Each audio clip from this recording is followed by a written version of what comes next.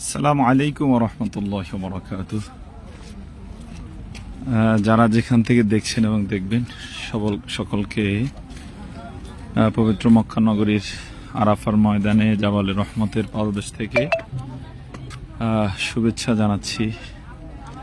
আমরা আল্লাহর রহমতে জাবালে রহমত দেখার জন্য এসেছি, যে পাহাড়ের পাদদেশে রাসূলুল্লাহ সাল্লাল্লাহু আলাইহি ওয়াসাল্লাম পৃথিবীর ইতিহাসের সর্বশ্রেষ্ঠ ভাষণ দিয়েছিলেন, বিদায় হজের ভাষণ দিয়েছিলেন। এ পাহাড় থেকে, এ পাহাড়ের জাবালে রাহমার ওই যে নিদর্শন, এখানে দাঁড়িয়ে তিনি ভাষণটি দিয়েছিলেন। মর্মে আমরা ইতিহাস থেকে জানি। সুবহানাল্লাহ। এটা অনেকদিন পর্যন্ত এটার সীমাবদ্ধতা ছিল, রেস্ট্রিকশন ছিল। এখন খুলে দেওয়া হয়েছে, একেবারে চূড়ায় যাওয়া যায়, যেখানে রাসূলুল্লাহ সাল্লাল্লাহু আলাইহি ওয়াসাল্লাম দাঁড়িয়ে ভাষণ দিয়েছিলেন। আমরা সেখানে যাচ্ছি।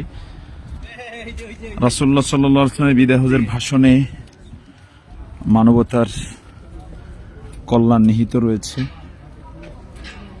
যে ভাষণ কেউ ফলো করলেন, তিনি নারী হন, পুরুষ হন, আরব হন, আজমি হন, তার সফলতার গ্যারান্টি রয়েছে।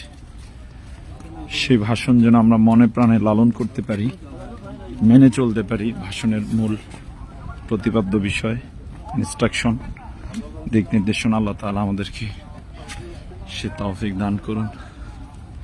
প্রচণ্ড রোদ পড়ছে, তো লাইভটি দীর্ঘ করব না, পরবর্তীতে কোনো ভিডিওর মাধ্যমে সেটা আবার তুলে ধরবো ইনশাআল্লাহ। আসসালামু আলাইকুম ওয়া রাহমাতুল্লাহি ওয়া বারাকাতুহু।